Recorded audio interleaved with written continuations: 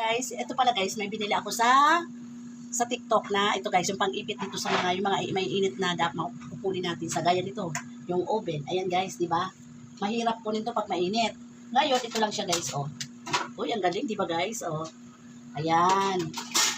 Tapos ito guys, medyo mabigat ito guys. Kahit walang naman mabigat itong aking bowl na to.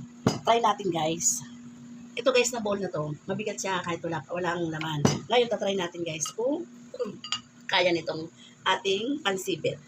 O yung nga guys, oh, di ba ang galing? Oh, ang ganda.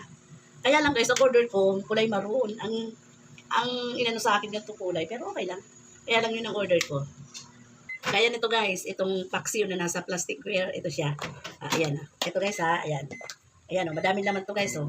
Ang galing, ang ganda. Tibay pala nito. Ayan siya. Hindi ko yan inaalalayan guys. So, ayan. Ayan, kaya, gamit na gamit ko to guys. Itong na-order ko sa TikTok. Ito na siya guys. Bye! Thank you TikTok.